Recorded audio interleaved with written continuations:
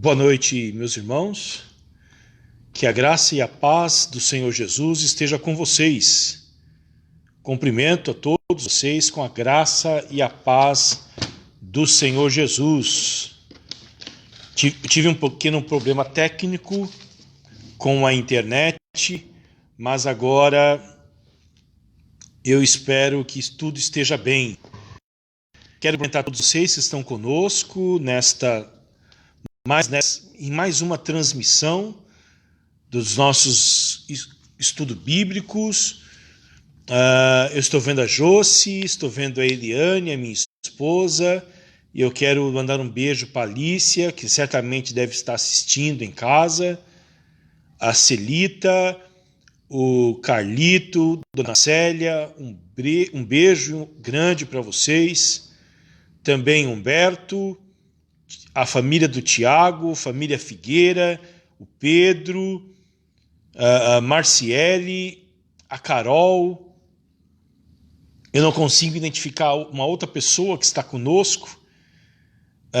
Que Deus abençoe a vida de vocês.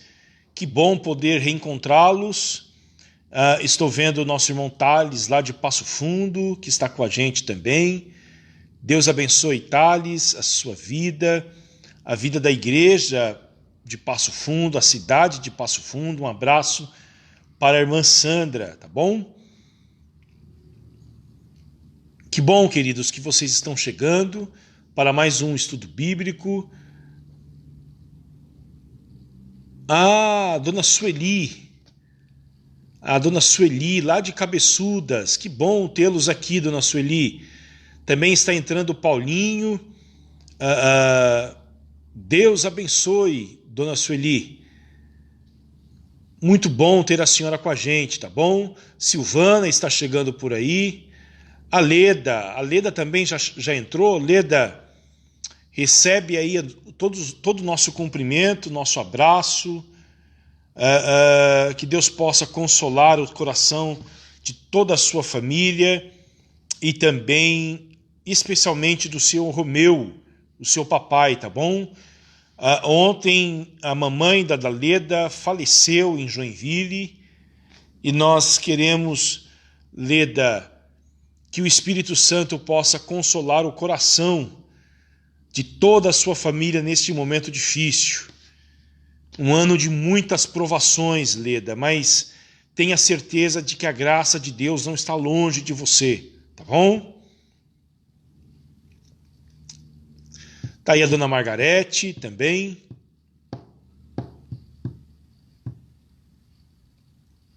Deus abençoe, Dona Margarete. Um abraço para o seu Hernani. Muitas saudades, viu, de vocês. Seu Hernani e Dona Margarete. Ao Beto de Cabeçudas, lá, vizinho do seu Hernani. Deus abençoe, Beto. Grande abraço. Quando nós retornarmos os nossos cultos presenciais, será uma honra tê-lo com a gente, tá bom? Estou vendo a Alessandra por aí, o Ronaldo, papai do Tiago, lá de Arapongas. Deus abençoe a sua vida, Ronaldo. Um abraço para a Dona Tânia e para todos aí na cidade de Arapongas. Está conosco também Marcos Prado. Um abraço, Marcos, para o senhor e para a Dona Diná. Deus te abençoe, Marcos. Dona Nália e certamente o Renato já entraram por aí também, na sala. Que bom, queridos, que nós estamos juntos. Estamos juntos mais uma vez. Alessandra, esposa do Humberto, Deus te abençoe, Alessandra. Receba aí o nosso abraço, tá bom? Nós vamos orar, queridos. Iniciar esse momento com oração, intercedendo pela família da Leda. Mais uma vez eu quero reiterar aí o pedido de oração para que todos vocês orem pela Leda, pelo seu papai, que ontem perdeu a sua esposa, a Leda perdeu a sua mãe. O seu Romeu foi companheiro da sua esposa por 67 anos. E ontem a mamãe da Leda faleceu, infelizmente. Orem por essa família, queridos. Orem especialmente pelo coração da Leda. Tá bom? Vamos orar pelo Pedro. Pedro não está passando muito bem essa semana, né, Pedro? Amanhã vai fazer o teste do Covid. Vamos orar pelo Pedro, toda a família Prado. E eu cumprimento a Gabi, que acabou de entrar. Gabi, Deus te abençoe, uma boa noite. Recebe o nosso abraço a você e toda a sua família. Especialmente para a vovó, tá bom? Dona Zuca. Vamos orar, queridos.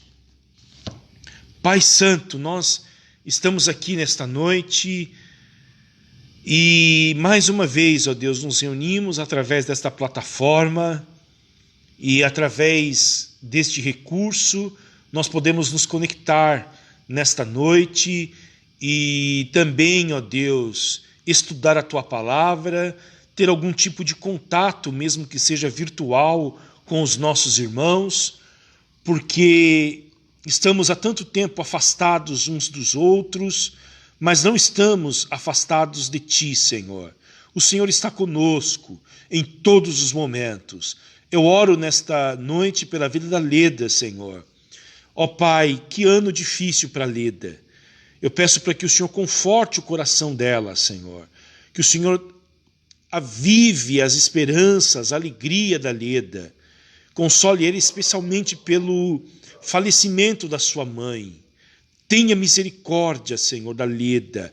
Abençoe o seu papai também, ó Deus, tão debilitado pelo falecimento da sua esposa. Senhor, nós oramos por toda a família Gabi, Senhor.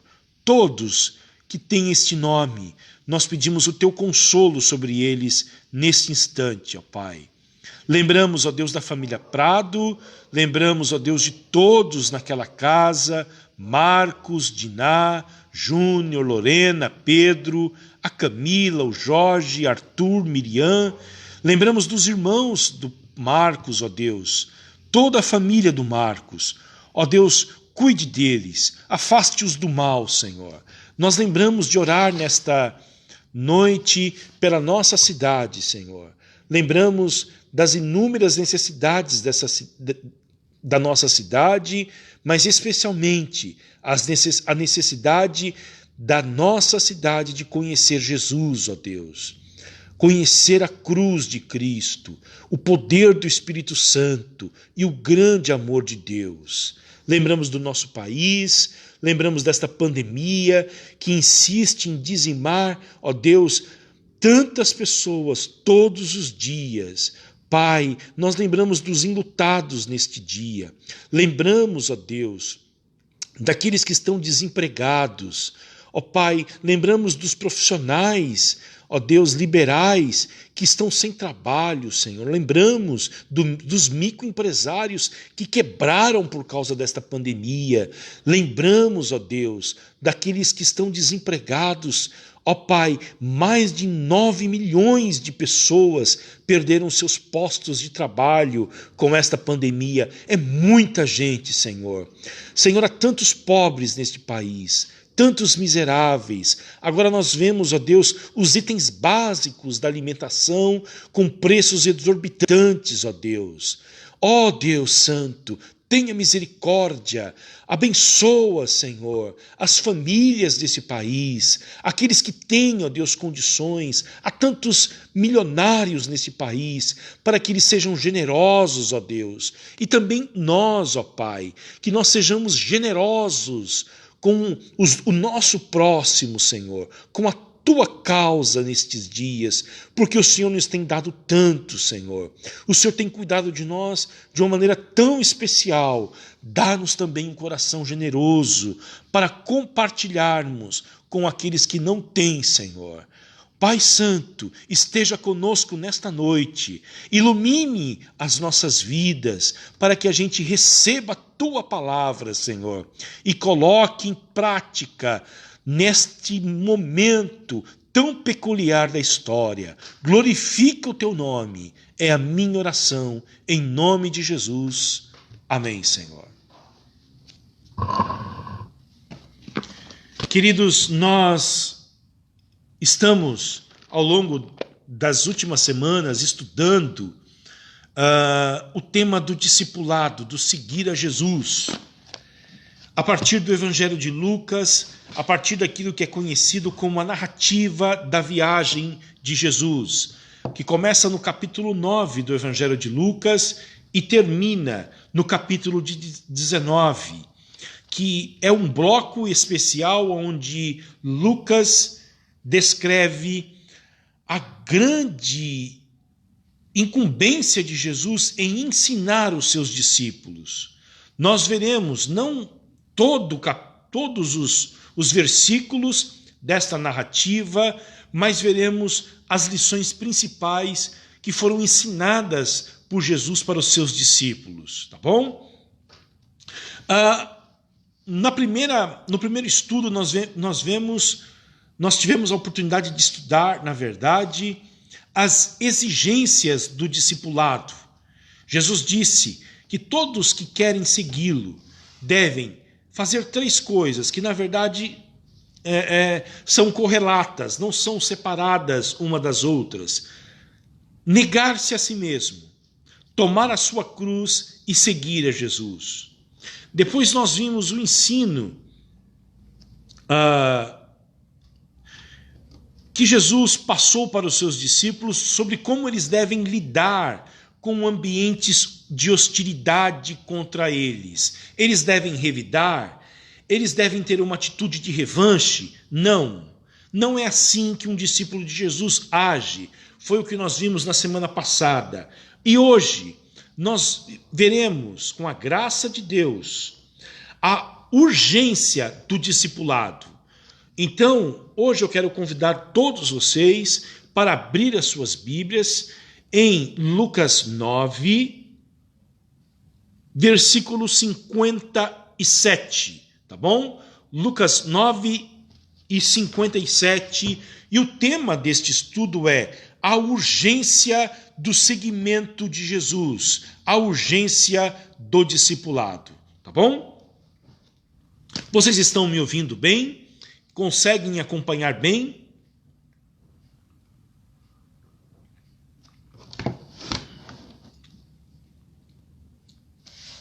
Vamos ler o texto sagrado?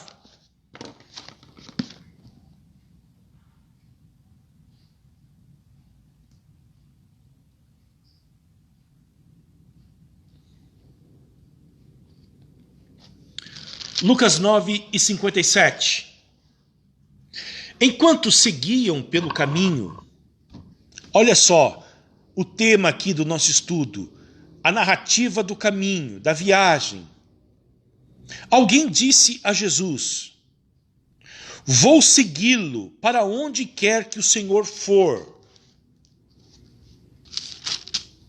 Mas Jesus lhe respondeu: as raposas têm as suas tocas, e as aves do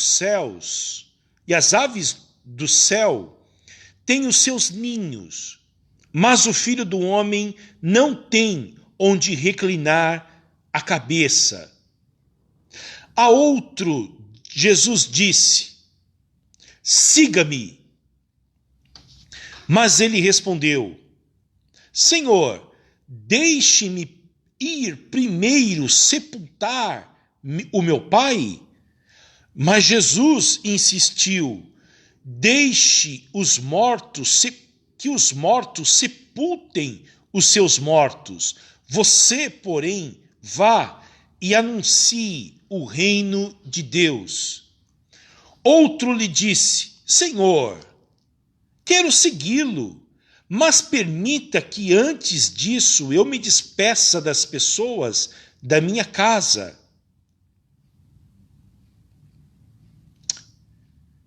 Mas Jesus lhe respondeu: ninguém que põe a mão no arado e olha para trás é apto para o reino de Deus. Amém. Queridos, todos nós seguimos alguém ou seguimos alguma coisa. todos nós estamos seguindo. Ou seguimos alguém ou seguimos alguma coisa. Ninguém está ileso disto. Ninguém.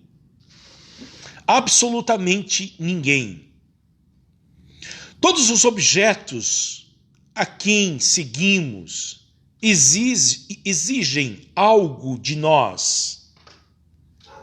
Todos. Mas a grande questão é: eles serão capazes de satisfazer as grandes demandas da nossa alma, de, na verdade, dar aquilo que eles oferecem para nós? Ou eles são capazes de morrer por nós? Nesse texto que deveria ser anexado ao texto de Lucas 9, 23 ao 27, pois mostra exemplos práticos do que significa negar-se a si mesmo, tomar a sua cruz e seguir a Jesus, nós encontramos 3 candidatos ao seguimento de Jesus. E a palavra seguir, ela tem um aspecto importante, porque ela repete-se 3 vezes nesse texto. No versículo 57, no versículo 59 e no versículo 61. Repete-se a palavra seguir. É a palavra central deste bloco, deste capítulo em que nós estamos lendo. Na verdade, desse trecho em que nós estamos lendo. E mostra como que 3 candidatos ao discipulado reagem ao desafio de seguir a Jesus, o mais importante e fascinante projeto de vida, tá bom? Então nós vamos ver rapidamente como que cada um deles respondem ao desafio de seguir a Jesus. Enquanto isto, eu quero cumprimentar a Dona Graça, que é a mãe do nosso irmão em Cristo e amigo, o mineiro. Ela está lá em Minas Gerais, em Belo Horizonte. Deus abençoe, Dona Graça. Recebe aí o nosso abraço, tá bom? O texto que nós estamos estudando hoje, Dona Graça, está em Lucas, capítulo de número 9 e o versículo de número 57, tá bom? Vamos lá. Como que o primeiro candidato ao discipulado reage? Vamos ver. Ele se apresenta para Jesus. Vou segui-lo para onde quer que o Senhor for. Ele se apresenta voluntariamente. Ele não é chamado por Jesus, mas ele se oferece para seguir a Jesus. Mas Jesus lhe respondeu, olha só, com muito amor, mas de forma muito assertiva. Olha o que Jesus diz para ele. As raposas têm as suas tocas, e as aves dos céus os seus ninhos. Mas o Filho do Homem não tem onde reclinar a cabeça. Presume-se de que, a partir da resposta de Jesus, e Jesus que conhecia o coração dos homens, ele entende de que este homem estava encantado com a popularidade de Jesus como rei. Provavelmente este homem se entusiasmou, ficou, na verdade, entusiasmado com as multidões, com os milagres, com a popularidade de Jesus, achou isto algo interessante para o seu próprio ego, para as suas próprias aspirações. Então ele se candidata, porque ele entende que seguir a Jesus é algo vantajoso para a sua própria vida, para as suas próprias pretensões. Então ele se candidata ao projeto, ao desafio que foi proposto por Jesus de segui-lo. Certamente esse homem não entendeu as palavras de Jesus. Quem quiser seguir-me deve negar-se a si mesmo, tomar a sua cruz e me seguir. Agora, queridos, uma coisa interessante. Ele faz algo que muitos não fizeram. Ele se prontifica a seguir a Jesus. Jesus estava pregando há muito tempo e ninguém teve este ensejo, esse desejo profundo. Mas ele teve. Poucos tiveram a atitude que ele teve. E eu fiquei pensando de que esse homem seria muito bem aceito nas nossas igrejas hoje. Uma pessoa voluntariosa. Uma pessoa pronta para seguir a Jesus. Ele iria chegar na igreja e nós não iríamos gastar muito tempo ensinando para ele as doutrinas bíblicas. Bastasse talvez uns 3, 4 encontros, esse homem estaria apto para o batismo. Com pouco tempo na igreja, talvez esse homem seria candidato a ser líder da igreja, um diácono ou um presbítero. Porque ele tem boas intenções, ele é voluntarioso. Mas o Senhor Jesus conhecia o coração dele. E entende de que ele não está avaliando os custos de seguir a Jesus. E Jesus lhe responde com amor, mas de forma muito assertiva, dizendo, olha só, as raposas têm as suas tocas e as aves do céu têm os seus ninhos. Quer dizer, os animais conseguem ter uma vida melhor do que a vida do próprio filho do homem, que eu já falei para vocês que é uma expressão máxima de poder na Bíblia. É uma expressão que vem do livro de Daniel e que denota alguém designado por Deus para julgar as nações. Aqui Jesus encarna esta visão do profeta Daniel, do filho do homem, junto com o servo sofredor de Isaías. Ele tem, como filho do homem, todo o poder, mas ao mesmo tempo ele esvaziou-se desse poder de tal forma que ele se torna um servo, como profetizado por Isaías. E um servo que não tem nem mesmo onde dormir. Jesus responde para esse homem, olha só, você quer mesmo me seguir? Eu sou o filho do homem, mas ao mesmo tempo eu sou o servo sofredor, e eu não tenho aquilo que uma raposa tem, que um pardal tem. Eu não tenho aonde dormir. Eu dependo da boa vontade das pessoas para não dormir em um relento. Se você quiser me seguir, você precisa saber disto.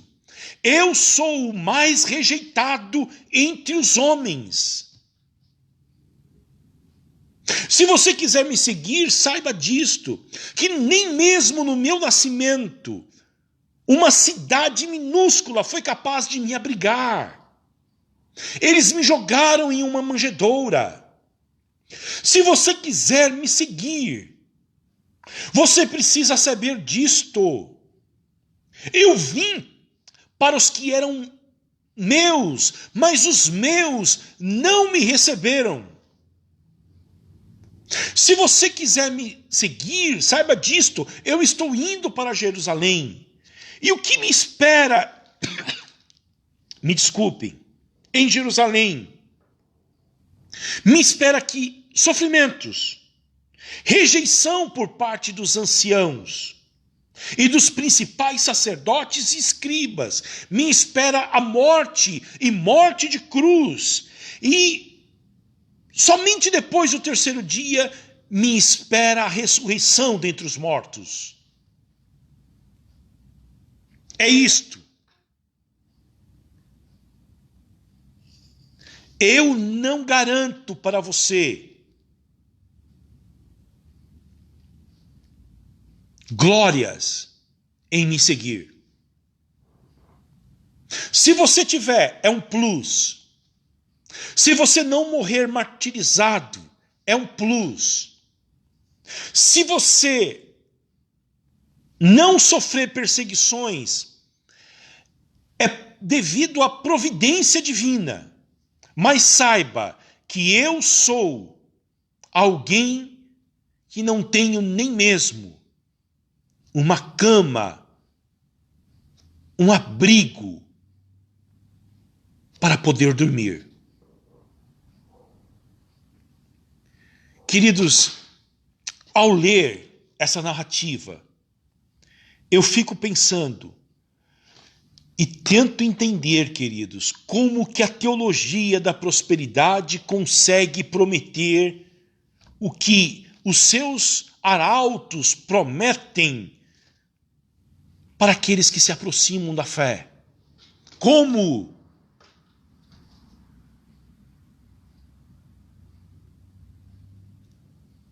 Eu não sei como eles conseguem prometer uma vida de triunfo. Se aproxime de Cristo e você não terá mais problemas. Você terá mansões, você não vai morar nem em casa mais, mas você morará em mansões, dirigirá carros importados, não terá doenças.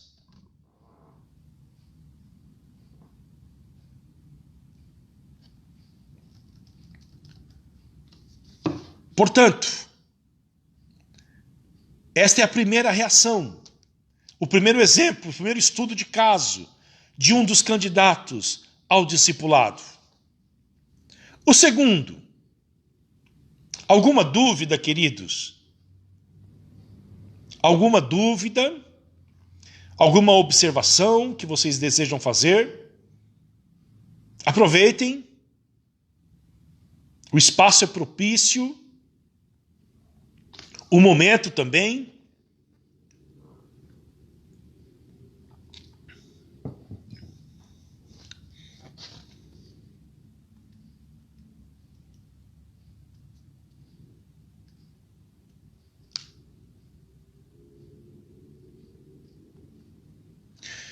Essa semana passada, acho que foi o Pedro que me mostrou um post de um pregador,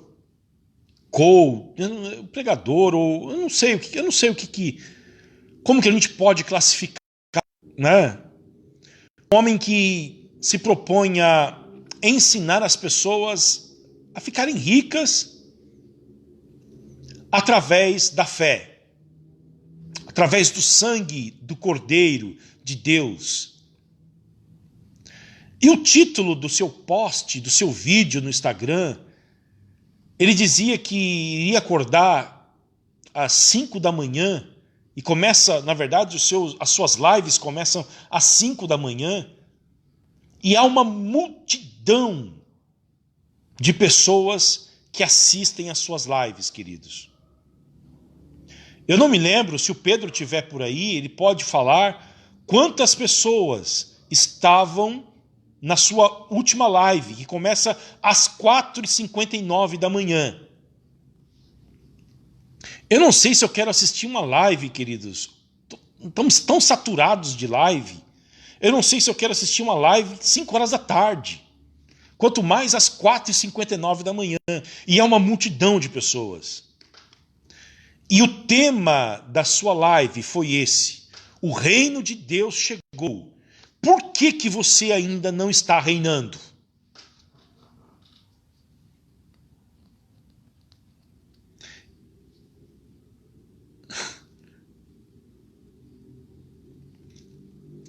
Então ele entende de que o reino de Deus chegou. Se você não está se você não é rico, se você não é milionário, significa que você não está reinando. À luz disto, queridos, mais de 30 mil pessoas assistindo a live deste homem. Teve uma que bateu 60 mil, foi isso mesmo que nós vimos. E queridos, às 4h59 da manhã, começa. Quando eu vi essa informação, eu me lembro do pastor Hernandes Dias Lopes, na Coreia do Sul, quando ele esteve lá, e ele conta que os maiores cultos que ele viu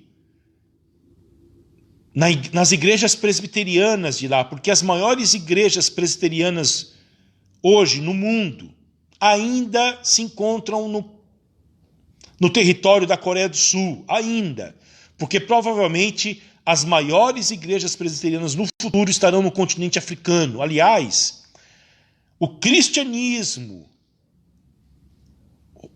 saiu da Europa, dos Estados Unidos, e está imigrando para o hemisfério sul, sobretudo África e Ásia.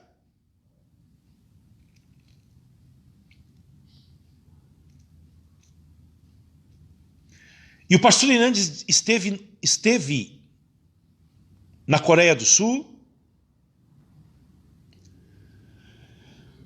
e ele disse que um dos cultos tinha uma multidão, eu não lembro o número de pessoas, mas havia uma grande multidão em um culto às 5h da manhã, e queridos, não tinha louvor, não tinha pregação, não tinha nenhum pregador famoso, mas às 5h da manhã a igreja da Coreia se reúne para orar, e é uma multidão que vai orar.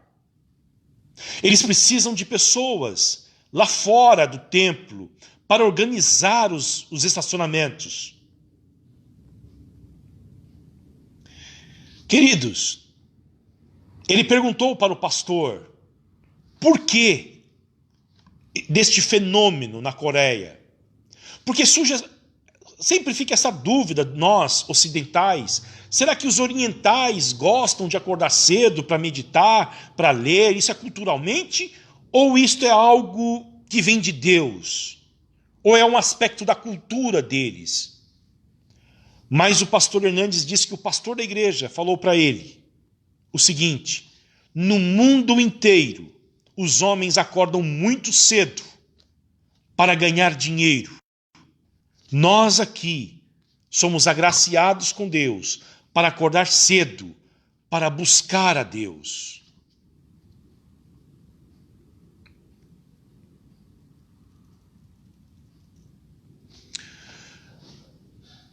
E vocês podem ter certeza, queridos.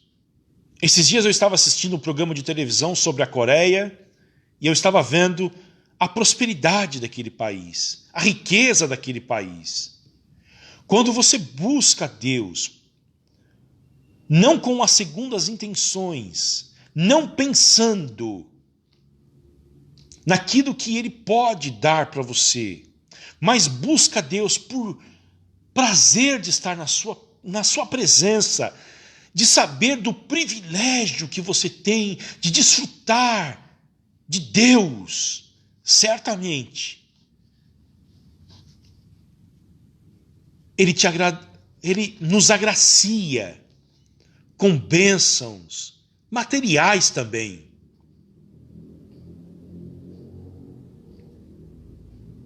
Mas me parece que nós invertemos. Jesus, a oração, a comunhão com Deus, é um meio para um outro fim. Em segundo lugar, queridos, o segundo homem, vamos ver o exemplo dele. Versículo de número 59. A outro Jesus disse: siga-me. Mas ele respondeu: Senhor, deixe-me ir primeiro sepultar o meu pai. Mas Jesus insistiu: deixe que os mortos sepultem os seus mortos. Você, porém, vá e anuncie o reino de Deus. O segundo foi chamado. A diferença do primeiro é esta: o primeiro se ofereceu. Me parece que no reino de Deus não tem muito espaço para os oferecidos. O segundo foi chamado. Jesus o chamou. Contudo, queridos, ele não percebeu a urgência do chamado. Porque, de acordo com Bonhoeffer, no seu livro Discipulado, ele é alguém que está ainda preso à lei. Por quê? Porque a lei de Israel dizia que ele deveria ter a obrigação de sepultar o seu pai. E se ele diz que deseja sepultar o pai, mas ele está com Jesus, é porque certamente o pai ainda não havia falecido. Porque os sepultamentos em Israel eram contíguos à morte, não havia velório. Morria e com muita rapidez eles sepultavam. Então os comentaristas observam de que ele está ainda esperando a morte do pai. Ele tem uma obrigação perante a lei legal de sepultar o seu pai. Então ele diz: eu quero te seguir, porém, eu primeiro preciso sepultar o meu pai.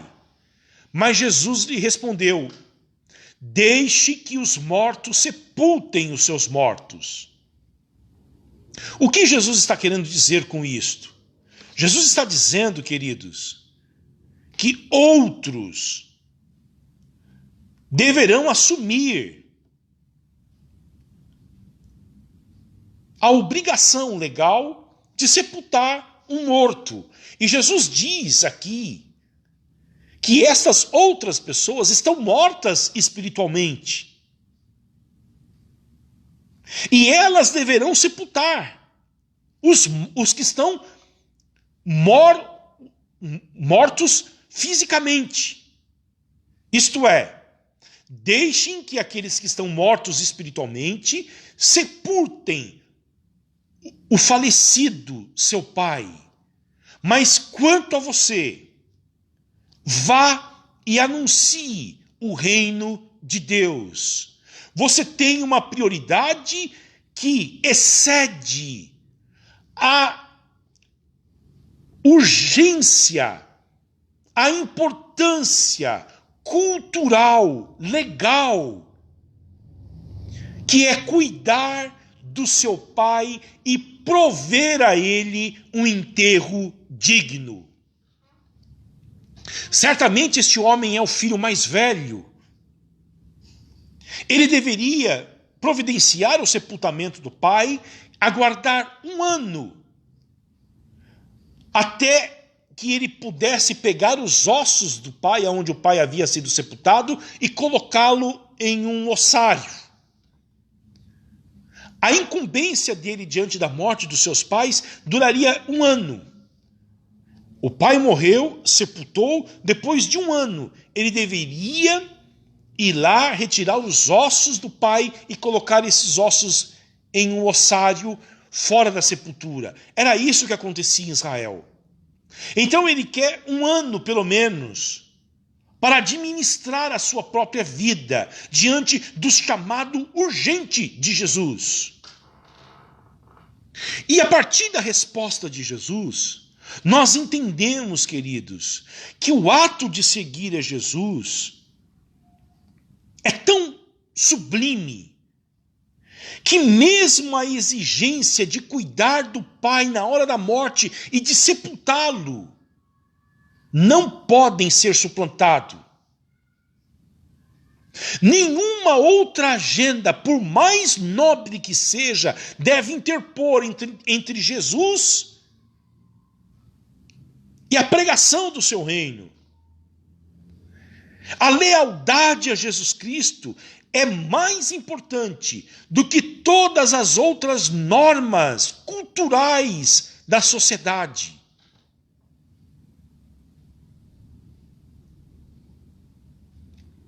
Quero que você abra comigo Lucas, capítulo de número 14.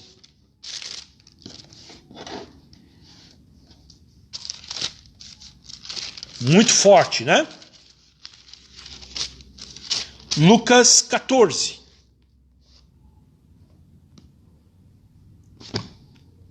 Versículo de número 25. Eu me lembro de um amigo que uma vez falou para mim: Fábio, a vida não é fácil e me parece que Jesus não tenta deixá-la mais fácil. Foi essa a indagação que ele teve ao ler os evangelhos. E eu disse: você entendeu em partes. E certamente eu quero explicar isto para vocês no final. Tá bom? Pastor, será que eu devo agora me dedicar a Jesus Cristo e abandonar a minha família? Pastor, eu preciso cuidar do meu pai, da minha mãe, dos meus avós, dos meus filhos. Eu devo abandoná-los agora e viver uma vida de oração e de jejum e de leitura da Bíblia e esquecer deles? Não. Eu vou tentar responder isso no final para vocês, tá bom? O que isso significa? Mas eu quero que vocês leiam comigo Lucas 14, versículo 25. Se alguém puder fixar esse texto nos comentários, por favor, Lucas 14 e 25.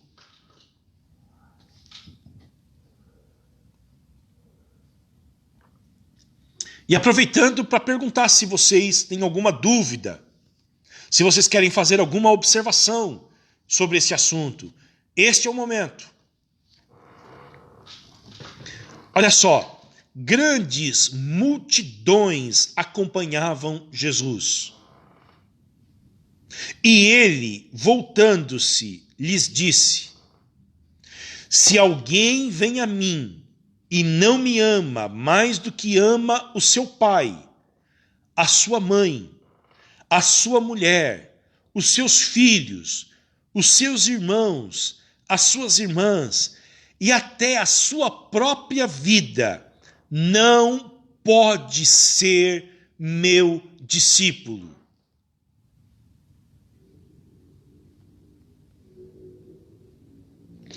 E quem não tomar a sua cruz e vier após mim, não pode ser meu discípulo.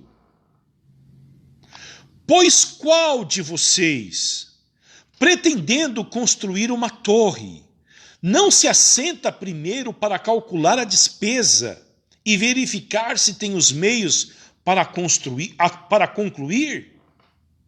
Para não acontecer que, tendo lançado os alicerces e não podendo terminar a construção, todos os que a virem zombem dele, dizendo: este homem começou a construir e não pôde acabar. Ou, qual é o rei que, indo para combater outro rei, não se assenta primeiro para calcular se, com 10.000 homens, poderá enfrentar o que vem contra ele com 20.000? Caso contrário, estando o outro ainda longe, envia-lhe uma embaixada, pedindo condições de paz. Assim, pois, qualquer um de vocês que não renuncia a tudo que tem, não pode ser meu discípulo. Uau! Como dizia Philip Yancey, escritor norte-americano, este é o Jesus que eu nunca conheci. Senhor do universo. Havia uma canção que se cantava antigamente que dizia: se ele não for o primeiro, não adianta nada.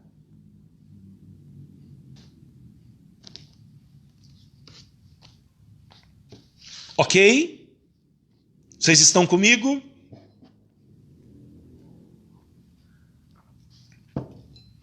O segundo candidato, portanto, é alguém que foi chamado, mas não entendeu ainda a importância e a urgência deste chamado. Vamos para o terceiro. O terceiro é alguém que certamente admirava Jesus, gostava de ouvi-lo, gostava das suas pregações, certamente estava fascinado com os milagres, com as curas, com o aspecto da fenomenologia.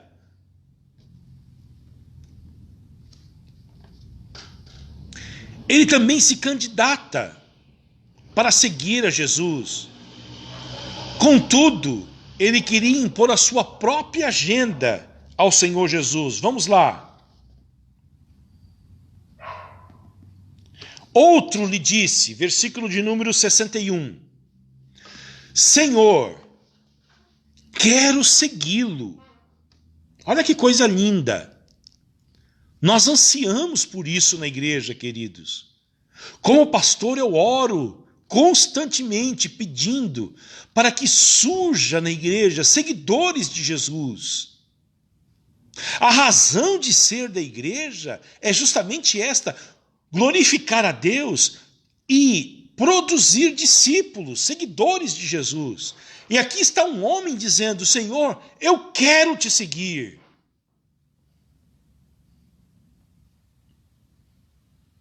Nós iríamos ficar fascinados com este homem aqui domingo na igreja. Quando terminasse o culto, se nós fizéssemos algum tipo de apelo, ele iria levantar as mãos e dizer: eu quero seguir Jesus. Mas tem uma vírgula aqui, olha só. Mas permita que antes disso eu me despeça das pessoas da minha casa. Nós iríamos achar nobre também. Olha aí, um homem que está preocupado com a sua família. E o que é mais nobre do que isto? Se preocupar com a sua própria família. Olha a resposta de Jesus, queridos. Como Jesus Cristo, como dizia C.S. Lewis, é um intruso transcendental que frustra os nossos pensamentos mais nobres para mostrar a verdade de Deus. Versículo 62.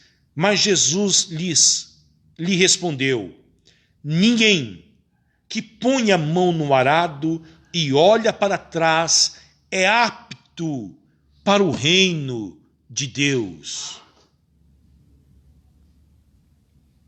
Certamente este homem está remetendo ao chamado do profeta Eliseu, que quando foi desafiado a seguir o profeta Elias, pediu para primeiro despedir-se da sua família. Vamos ler esse texto?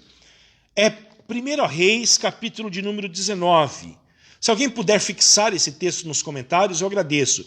1 Reis 19 e 19.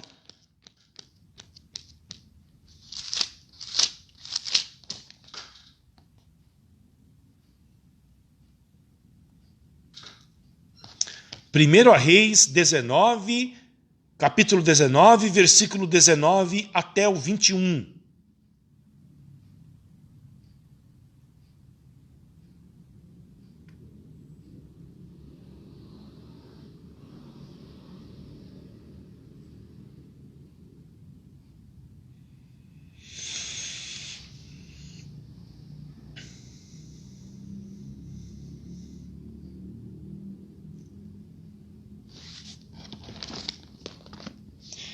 Elias saiu dali e encontrou Eliseu, filho de Safate, que estava lavrando com 12 juntas de bois adiante dele. Ele estava com a 12ª junta. Elias passou por ele e lançou o seu manto sobre ele.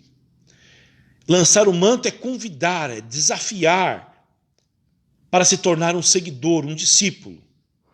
Então Eliseu deixou os bois, correu atrás de Elias e disse: deixe-me beijar o meu pai e a minha mãe, e então o seguirei. Elias respondeu: vá e volte, pois você já sabe o que eu fiz com você. Elias voltou para trás, pegou a junta de bois e o sacrificou, e, com os equipamentos dos bois, cozinhou a carne e a deu ao povo, e eles comeram. Então se levantou, seguiu Elias e o servia.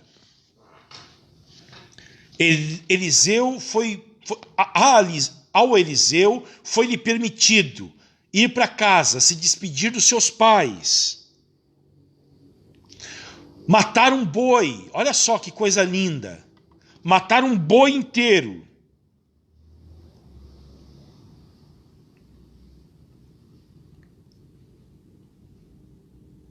Fazer um churrasco, oferecer um culto a Deus, comer o churrasco, beijar o papai, beijar a mamãe. O profeta Elias, que tinha a missão de escolher um sucessor para o seu ministério, e ele escolheu Eliseu, ele deu ao Eliseu esta prerrogativa de se despedir dos seus familiares. Mas acontece que Jesus Cristo é maior do que Elias. Jesus Cristo não é um profeta como Elias. Jesus Cristo é maior do que Elias. Jesus Cristo é aquele a quem Elias apontava com a sua profecia. Jesus Cristo é alguém dotado de toda autoridade. E Jesus exige dos seus seguidores de que eles abandonem tudo para trás para segui-lo.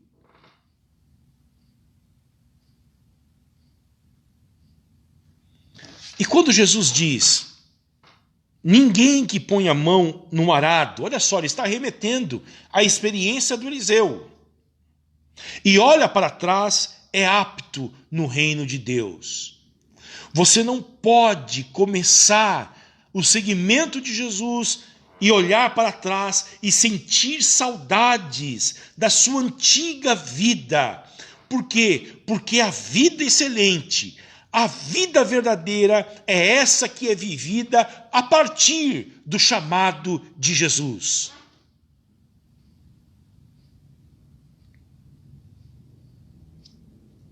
Ok?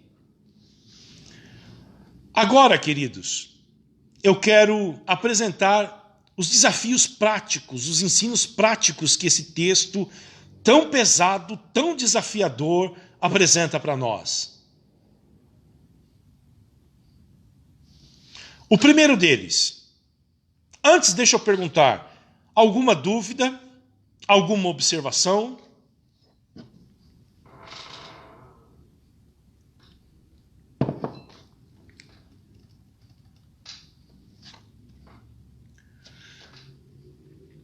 Antes de eu apresentar a primeira lição para nós, eu quero ler uma frase desse teólogo alemão chamado Dietrich Bonhoeffer, que escreveu um livro no auge da Segunda Guerra Mundial, chamado Discipulado.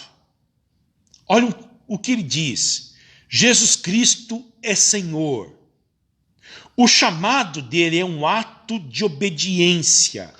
Nada é mais importante para o homem do que o chamado para segui-lo. E nada ocorre além da imediata obediência daquele que foi chamado. Porque Jesus chama ao discipulado, isto é, ao seguimento, não como um mestre sábio, mas como filho de Deus. Portanto, a primeira lição para nós, queridos, a essência do discipulado de Jesus, de seguir a Jesus, não é segui-lo geograficamente, mas espiritualmente. Cristo deve ser Senhor de todas as áreas das nossas vidas. Nós devemos dar a Ele a chave de cada decisão dos nossos próprios corações. Não há nenhum espaço em nós que lhe seja proibido de acessar. E nós não podemos determinar a hora e a maneira pela qual nós iremos obedecer a este chamado de Jesus. Esses dois homens se equivocaram nisto.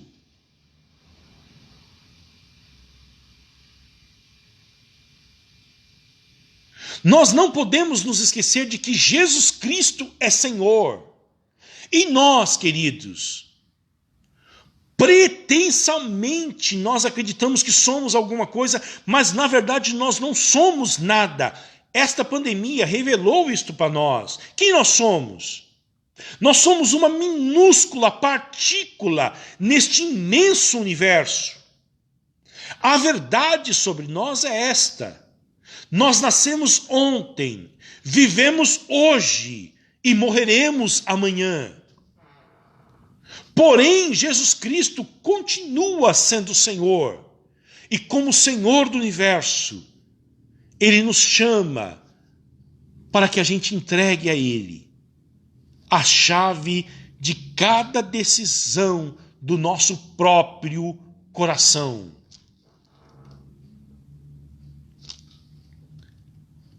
Esta é a primeira lição para nós hoje. Tá bom? A segunda, queridos, seguir a Jesus, o desafio de seguir a Jesus hoje,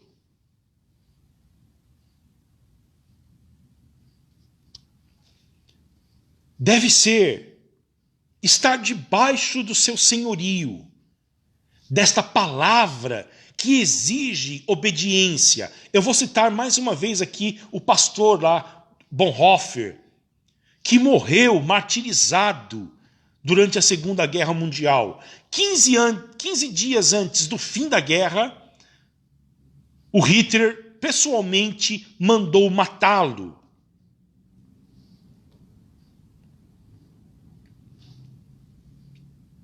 O Bonhoeffer dizia que é a obediência que gera a fé, e não o contrário. Quando o Senhor Jesus Cristo chama alguém, geralmente as pessoas recusam por afirmarem que não têm fé. Mas ele dizia que é a obediência a este chamado de Jesus que gera a fé no coração humano.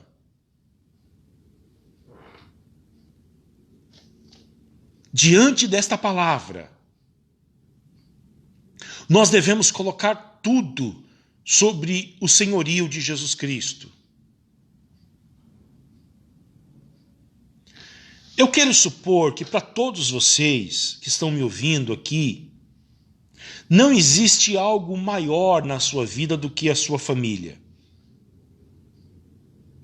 E vocês observaram a exigência de Jesus em detrimento das duas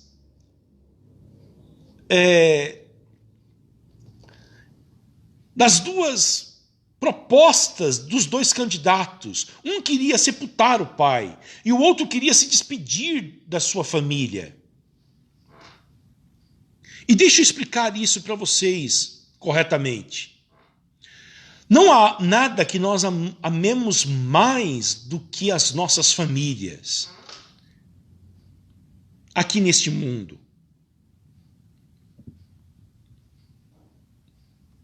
A minha esposa e as minhas 2 crianças, queridos. Que coisa, que dádiva que Deus me deu.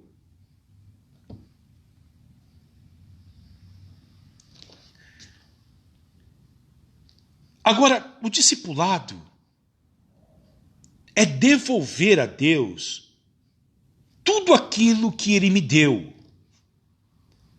E o que Deus me deu de mais precioso, além da salvação, de ter o meu nome escrito no livro da vida, certamente foi a Eliane, a Alícia e o Thomas.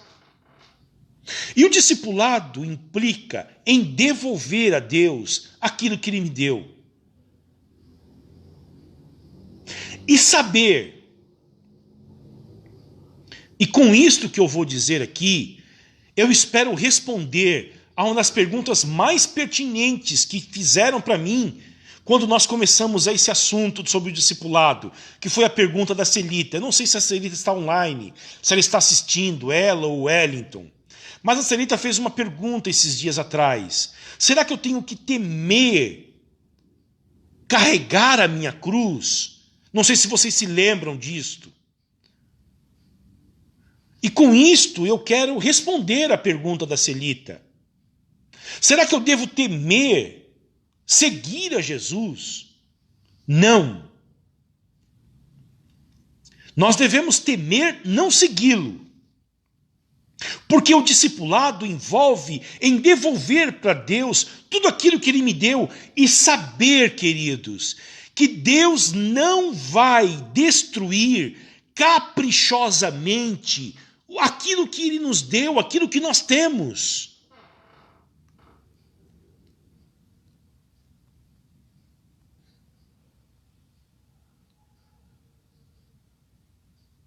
Deus não irá destruir caprichosamente, como um estraga-prazer, aquilo que Ele deu para mim e para você.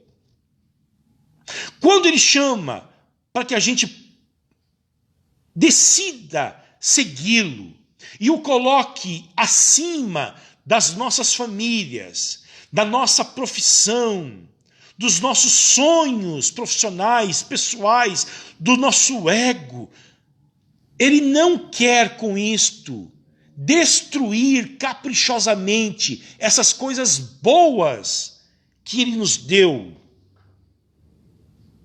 Antes, Ele deseja nos ensinar como usar corretamente aquilo que Ele nos deu, para que aquilo que Ele nos deu, que são coisas boas, e Deus concede coisas boas a todos nós, para que isto não nos escravize e se torne o nosso Deus. Tá bom?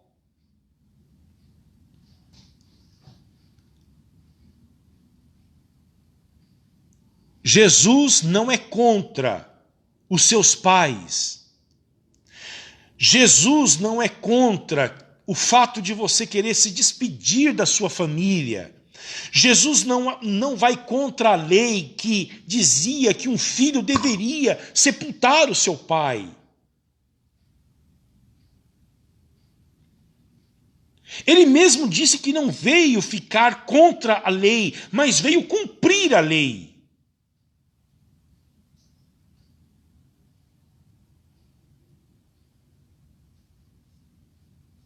O que Jesus está ensinando aqui, com esses 2 exemplos, é que todos nós podemos idolatrar. E a idolatria o que é? É elevar em potencialidades máximas as coisas boas que Deus nos deu. Isto é, colocar aquilo que Deus nos deu acima de Jesus Cristo, acima do próprio Deus. E nós podemos idolatrar a família, nós podemos idolatrar casamentos, Nós podemos idolatrar os filhos. Nós podemos idolatrar o trabalho. Nós podemos idolatrar a nossa própria autoimagem, o dinheiro, o sexo.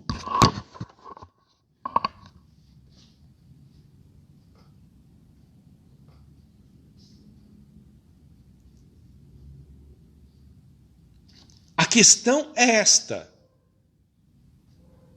Você só vai experimentar a grandeza do discipulado, os benefícios do discipulado, as bem-aventuranças do discipulado, se você colocar Jesus acima de tudo. Você não pode experimentar a felicidade do discipulado se você elevar as coisas boas da vida em um nível acima de Jesus.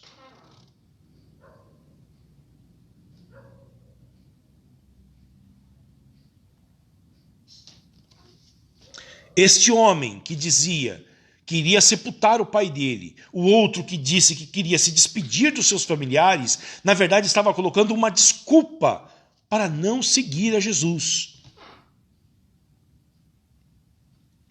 Para não negar-se a si mesmo, para não tomar a cruz e não seguir a Jesus. Ok, queridos? Ficou claro? Se não ficou, por gentileza, externem as dúvidas de vocês, tá bom?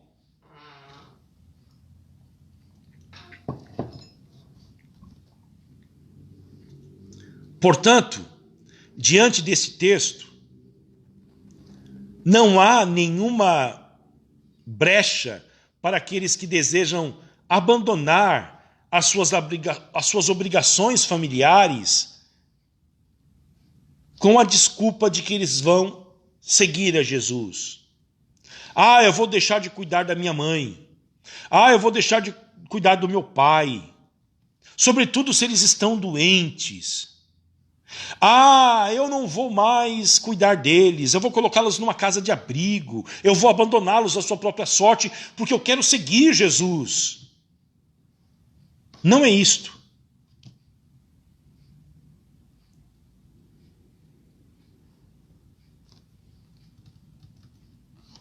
Então o que é?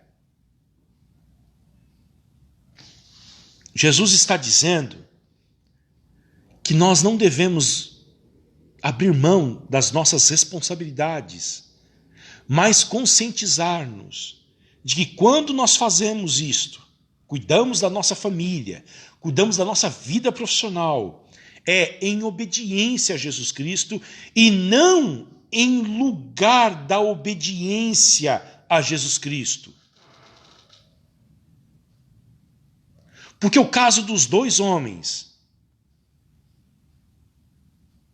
a verdade é esta: Jesus Cristo não era o compromisso mais importante deles.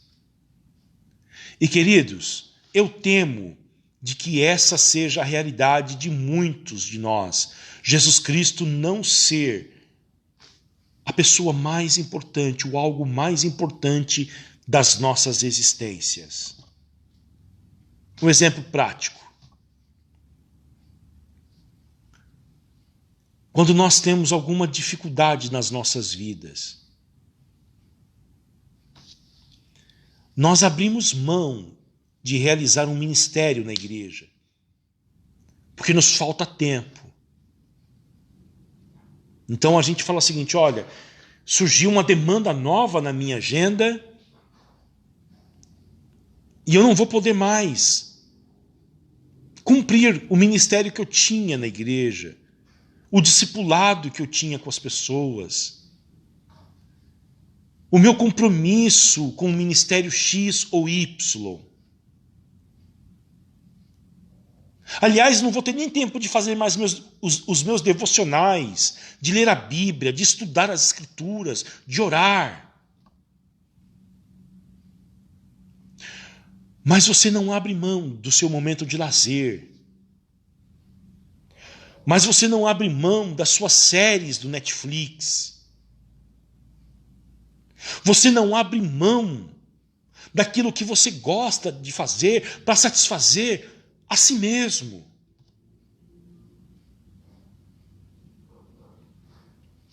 É o exemplo que nós falamos no início. Você é capaz de acordar às 4h59 da manhã para escutar uma live de um incentivador que vai lhe ensinar a como ganhar dinheiro, mas você não acorda para ouvir a voz do ser mais doce do universo, que está desejoso para dizer a você: eu te amo, eu derramei o meu sangue naquela cruz por você.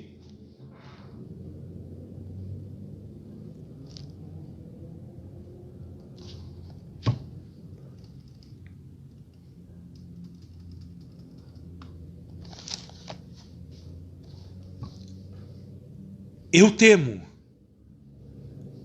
de que a realidade da nossa geração seja esta. Jesus Cristo é um apêndice para as nossas existências e não o Senhor.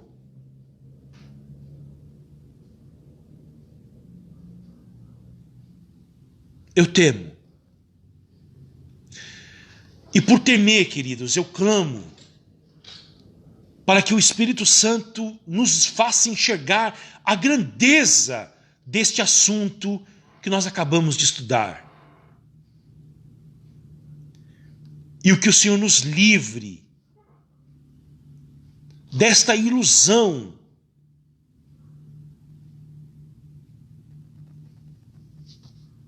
de acreditarmos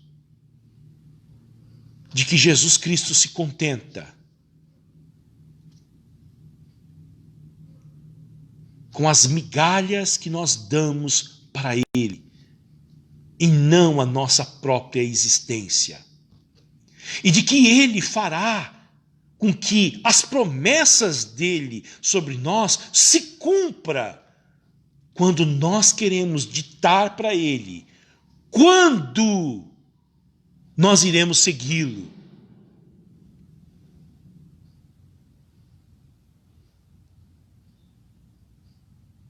A hora que nós achamos mais conivente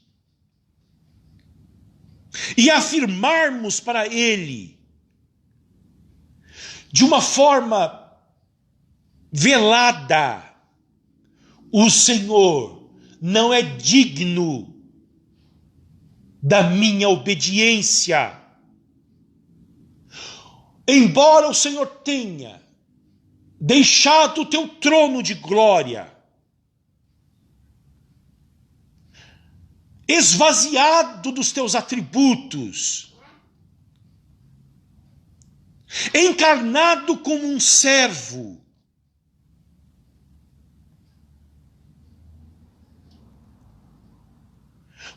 padecido, rejeitado, abandonado pelo teu próprio Pai.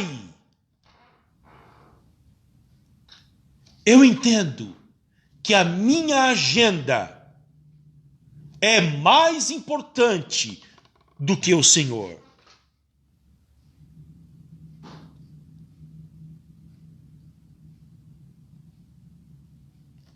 É este o desafio que nós temos.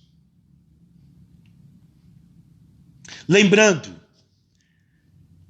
Jesus Cristo não é contra a sua família, Jesus Cristo não é contra o seu progresso profissional, Jesus Cristo não é contra o seu progresso financeiro, Jesus Cristo não tem desejo de fazer de você um indigente miserável que passará a pedir esmola na rua. Jesus Cristo deseja livrar o seu coração dos ídolos deste mundo ao chamá-lo: siga-me, e ensiná-lo a usufruir das boas dádivas que Ele deu, que Ele pode dar e que certamente dará a todos nós.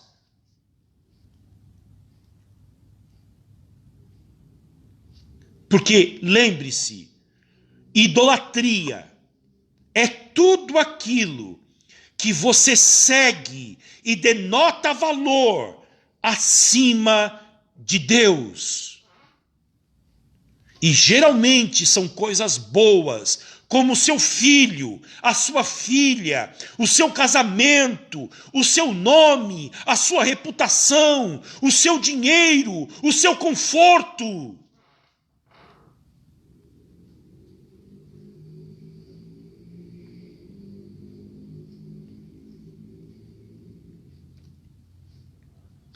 Jesus Cristo te ama. E por isso, Ele te chama nesta noite: siga-me.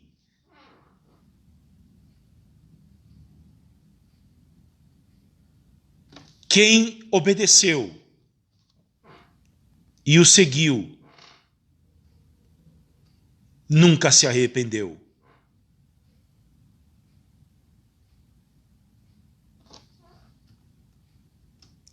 Que Deus nos conceda a dádiva de segui-lo, hoje e sempre.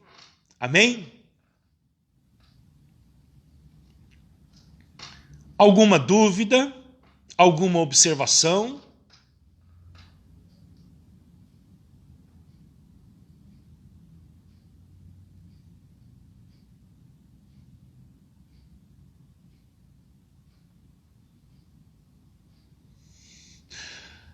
A Marciele diz: entregar o nosso coração a Jesus, estar debaixo da obediência de Jesus e colocar a Jesus acima de tudo.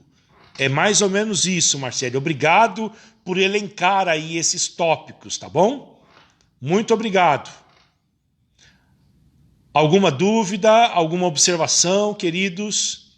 Eu estou vendo aqui a Josi, a dona Nália, a dona Margarete, o Rodrigo, meu amigo Alessandro, lá de São Paulo, meu amigo pastor Rafael.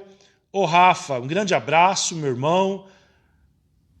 Carlito, Pedro, Carol, a Sueli, Leda, dona Margarete, e também a Ruana e a família Minikoski. Deus abençoe a vida de vocês. Alguma dúvida, alguma observação que vocês desejam fazer, queridos?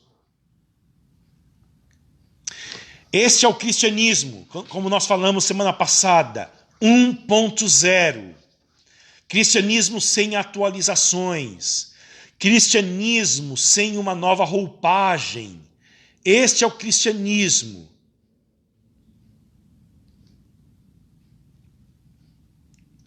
De Jesus, dos apóstolos.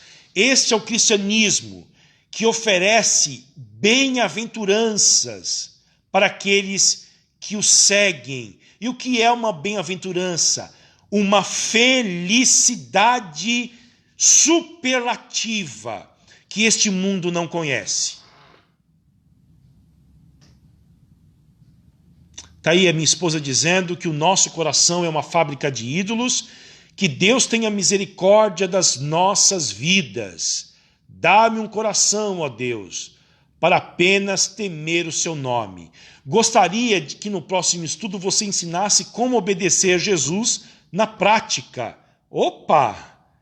Eu tento isso todos os dias, Marciele. Na prática.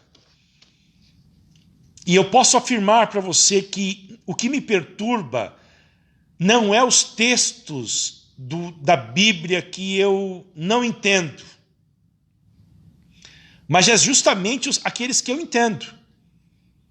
Como amar sacrificialmente a minha esposa. O meu primeiro dever de amar é amar sacrificialmente a minha esposa, queridos. Como Cristo amou a igreja, isto é, morrer por ela, amar os meus filhos, cuidar dos meus filhos com amor profundo, amar o meu próximo. Nós vamos chegar na história do samaritano, daquele jovem que perguntou para Jesus: quem é o meu próximo? Mas a gente pode abordar também esse tema da obediência, Está aí a Carol dizendo que a obediência nos leva a uma paz sobrenatural. Aliás, a obediência a Jesus Cristo é uma evidência de que nós o amamos. Você não pode dizer que ama Jesus se você não o obedece.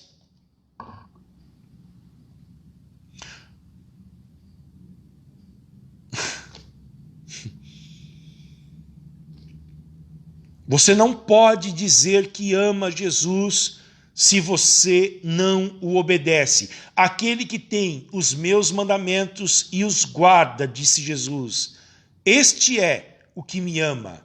E aquele que me ama, disse Jesus, será amado por meu Pai, e eu também o amarei e me manifestarei a ele.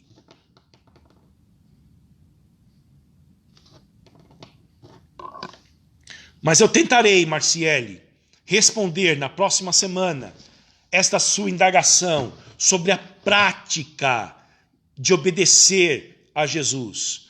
Agora, deixa eu encerrar dizendo para vocês, como que nós podemos seguir a Jesus hoje?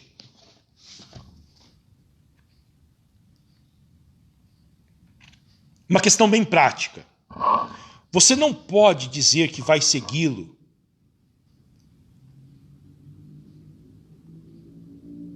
se você não tem o costume de ler a sua Bíblia.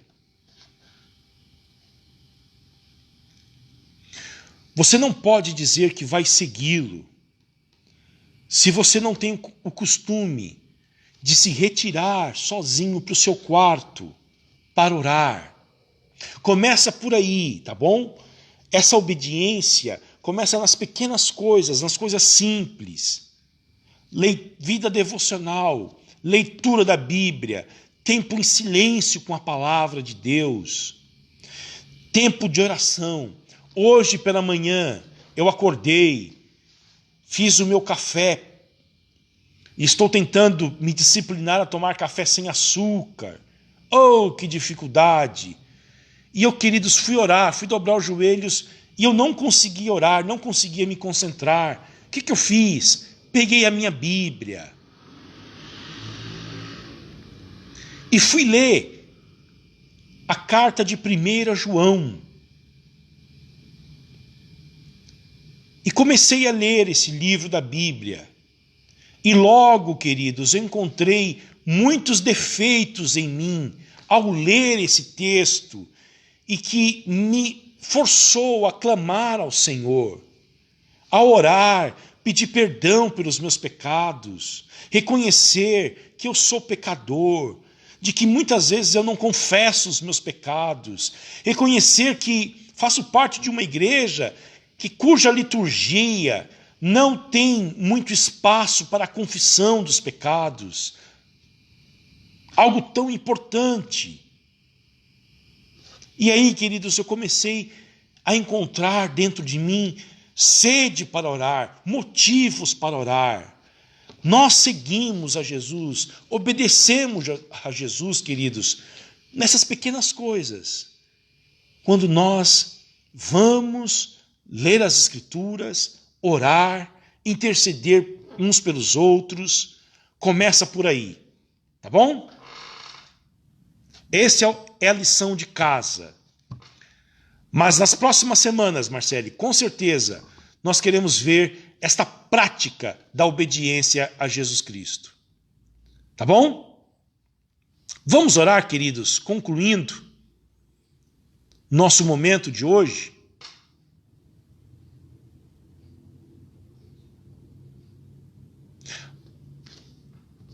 Eu penso que ninguém mais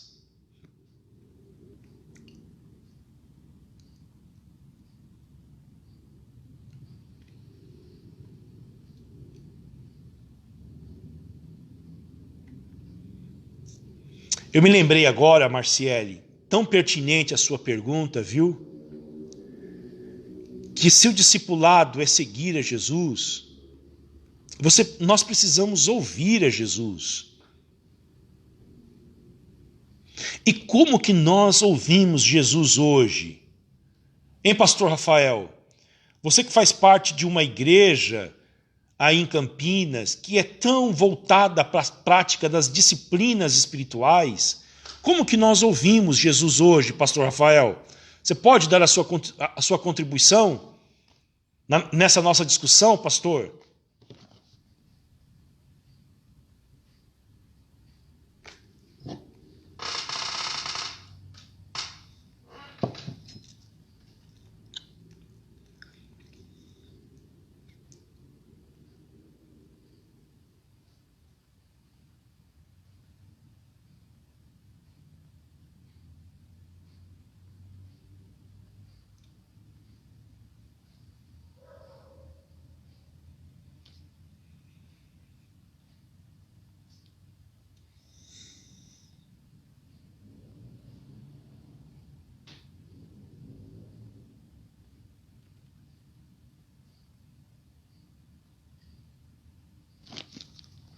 Esperar aí o comentário do pastor Rafael, que sempre está conosco. Aliás, o Rafael já esteve aqui na nossa igreja. Aí, ó. As disciplinas espirituais, como o silêncio. Olha só, queridos. Se vocês quiserem, eu posso indicar um livro para vocês que é um clássico e com certeza lá na igreja do Rafael deve ser leitura preliminar, né, Rafael? A Celebração da Disciplina. O autor é Richard Foster. É um clássico. Eu acho que a Gabi, a Silvana devem ter esse livro. Mas, queridos, são práticas simples. Não são complicadas. Se você perguntar para um crente de 50 anos atrás, de 30 anos atrás, 40 anos atrás, eles talvez nunca leram Richard Foster, que é o autor que trouxe isso para nós. Esta prática da devoção cristã. Mas eles praticavam. Silêncio, queridos. Silêncio. Você consegue tirar meia hora do seu dia e desligar a televisão, desligar o celular, desligar o rádio da sua casa, entrar no teu quarto e ficar em silêncio. Pegar um versículo da Bíblia e ficar lendo esse versículo em silêncio lá. Por que o silêncio? Através do silêncio você vai experimentar pelo menos... Aí, ó. Ouvir a Deus tem a ver ouvir a sua palavra e preparar o seu coração para Deus agir. Isto é, Deus falar com você. Você lê a Bíblia, você escuta a palavra de Deus e prepara o seu coração através do silêncio para que Deus fale com você. Silêncio. Oração.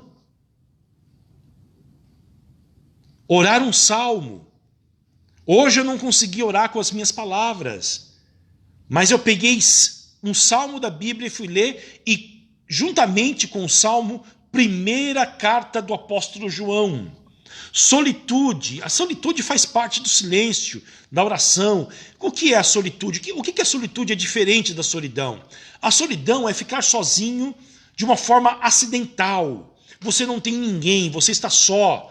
Mas você não gostaria de estar só. A solitude é diferente, você está cercado de pessoas, mas você procura um espaço para ficar sozinho, para que durante o dia você ore a Deus, você escute Deus falar com você. Isto é solitude. E contemplação, olha só. A contemplação, queridos, é enxergar as obras de Deus no mundo. Quando eu morava lá no bairro do Pioneiros, eu acordava, sobretudo no inverno, olha só. Acordava no inverno para ir no Morro do Careca ver o nascer do sol.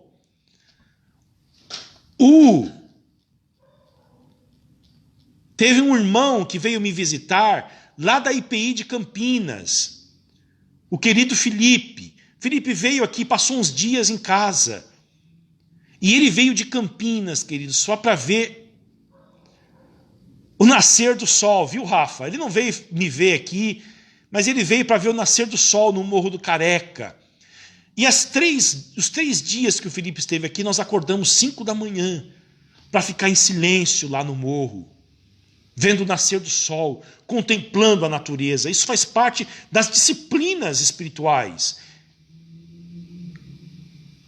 E através disto, queridos, a vida de Deus é gerada em nós.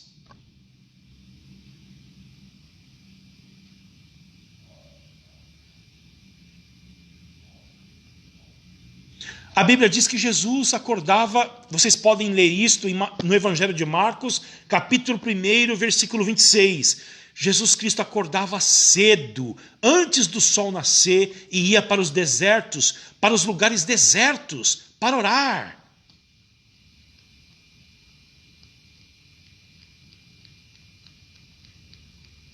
E aí vem a geração dos evangélicos que acordam antes do sol nascer, para assistir youtubers que ensinam a ganhar dinheiro.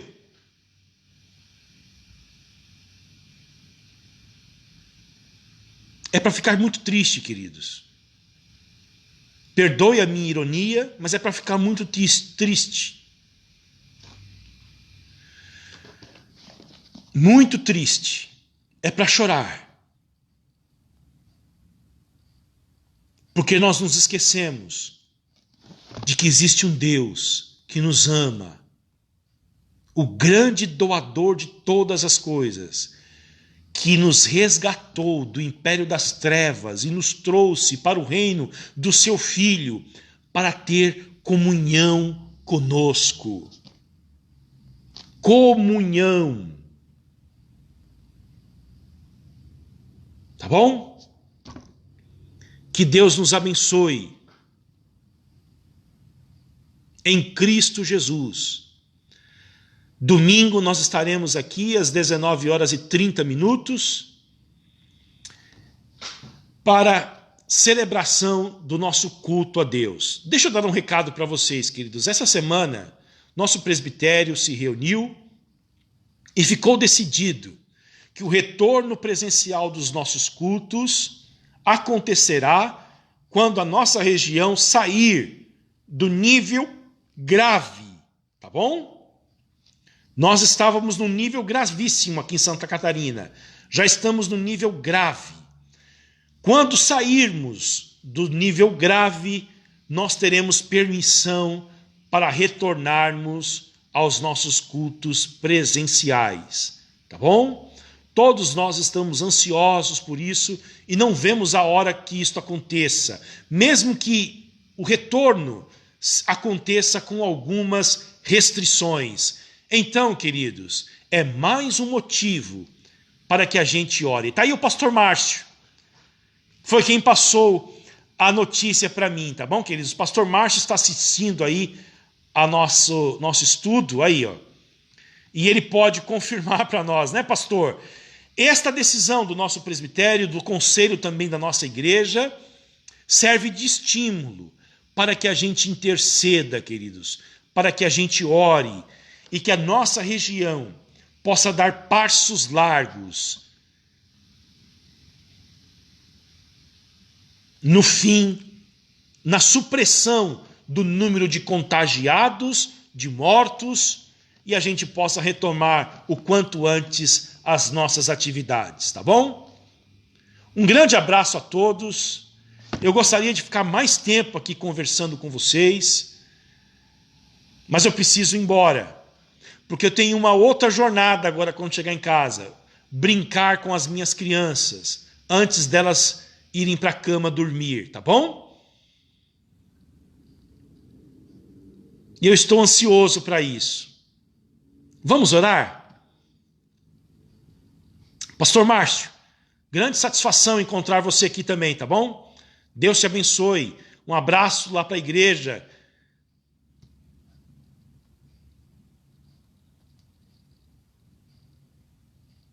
E também, queridos, tomar a sopinha que certamente a minha esposa fez para a gente. Conversar com ela, dar atenção para ela. Ah, o Thomas já está dormindo. Vamos orar, queridos? Amém. Vamos orar e testemunhar com amor e cuidado. Sim, pastor. Esse é o nosso desejo, que nesta pandemia sejamos testemunhas de Jesus, com amor e com muito cuidado pela vida do próximo.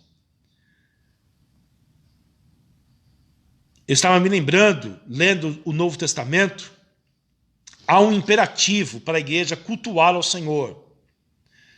Mas esse não é o único imperativo que a igreja tem. A igreja tem um imperativo também de respeitar as autoridades. A igreja tem um imperativo também de amar o próximo, de cuidar do próximo. Então, queridos, entendo que estas restrições envolvem todos esses imperativos que o Novo Testamento apresenta para nós, Igreja de Jesus Cristo. Tá bom? Um pouco mais de paciência e em breve nós estaremos juntos novamente para celebrarmos ao Senhor. Vamos orar?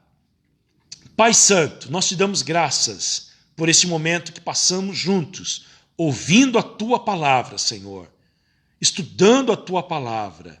Pedimos para que o Senhor glorifique o Teu nome, que o Senhor nos abençoe de uma forma poderosa e que sobre nós, ó Deus, recaiam as bênçãos do Senhor, a alegria do Espírito Santo, que contagiava profundamente os primeiros cristãos, sendo que eles viviam debaixo de grandes adversidades. Que a graça do Senhor Jesus Cristo seja a nossa marca, ó Deus. Que os nossos relacionamentos reflitam esta graça e que o amor de Deus possa preencher as nossas vidas. É a minha oração, ó Deus, em nome de Jesus. Amém e amém. Deus abençoe a todos, queridos. Boa noite. Até domingo, 19h30, se o Senhor permitir.